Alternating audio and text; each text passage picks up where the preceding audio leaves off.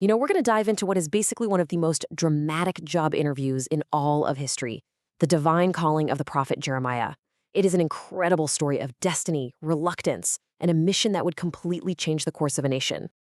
But hey, before we even get to him, let me ask you something. What if your life's purpose was just handed to you? Not something you chose. What if it was totally unavoidable, completely overwhelming, and it just blew up the life you had planned? Well, that's the exact situation we're about to unpack. So who was this reluctant messenger?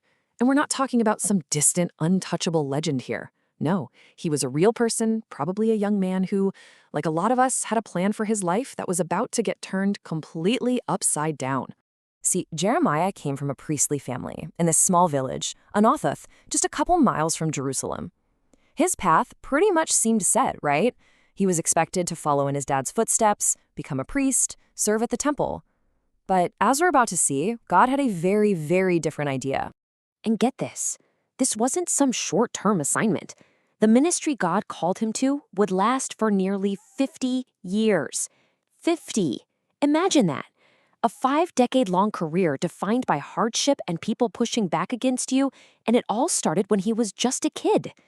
It's just a staggering commitment that was demanded of him from the get-go. And the personal cost? Wow, it was immense. As part of this whole calling, God actually commanded Jeremiah not to get married or have kids.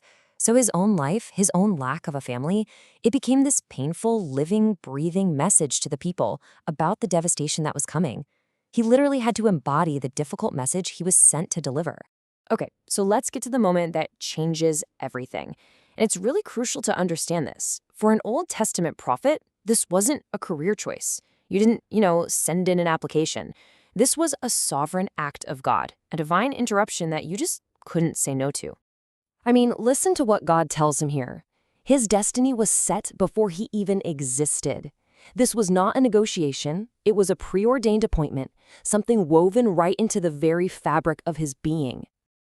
It's pretty interesting. Scholars have actually noticed a really distinct pattern in these divine callings.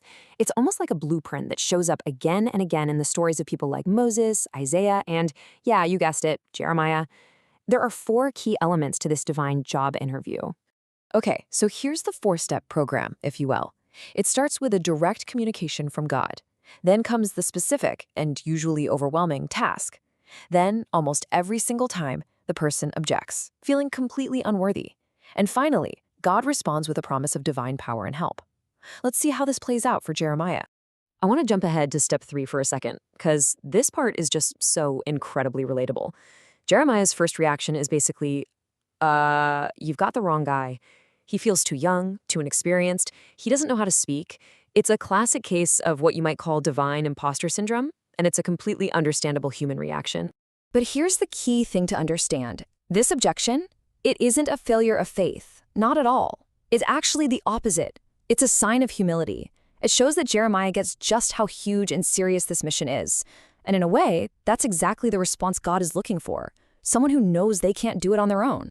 And this is the amazing part. For every single insecurity Jeremiah throws out there, God comes back with a direct, powerful answer. Jeremiah says, I can't speak. God says, don't worry, I'll give you the words. He says, I'm just a kid. And God promises, I will make you an unshakable fortress. All right, so what exactly was this job that was so overwhelming? Let's circle back to step 2 and look at the specifics of Jeremiah's job description, because it was terrifying, but it also had this tiny seed of hope hidden inside. So his mission, it's really a 2-sided coin. On one hand, it's a message of incredibly harsh judgment, captured in these 4 verbs: to pluck up, to break down, to destroy, and to overthrow. But that wasn't the end of the story. His ultimate purpose was redemptive, to build and to plant, a promise of restoration after the judgment. Now, to kind of seal the deal, God gives Jeremiah a couple of visions. The first one is this really clever bit of Hebrew wordplay. God asks him what he sees, and Jeremiah says he sees an almond branch, or a shakad. And God's response is that he is shokad, or watching over his word to make sure it all happens. The vision itself was the message. Pretty cool, right? The next vision, though, it's a whole lot darker. Jeremiah sees a boiling pot, tilted, ready to pour its scalding contents all the way down from the north. It was a clear, terrifying symbol of an invasion from an enemy to the north, who we now know would be the Babylonians. So here's what's so cool about this whole first chapter. It's not just a story about his call. You got to think of it more like the table of contents or even the blueprint for the entire 52-chapter book that's about to follow. I mean, look at this. All the big themes of the next 51 chapters are laid out right here in chapter 1. His role as a prophet to all nations, not just Israel. That dual message of judgment and salvation. The threat from the north. The fierce opposition he's going to face from literally everyone. And even how he's a lot like the great prophet Moses. It all starts right here. Okay, so why are we talking about this? Why does this ancient story still matter to us right here, right now? Let's bring it into the present for a second, because it really forces us to think about the idea of purpose in our own lives. You know, one of the scholars who really dug into this, Dr. Gary Yates, he put it perfectly. He reminds us that there's a huge difference between a job we choose and a purpose that chooses us. A career is something we build, a calling is something we answer. And that really leaves us with one last big question.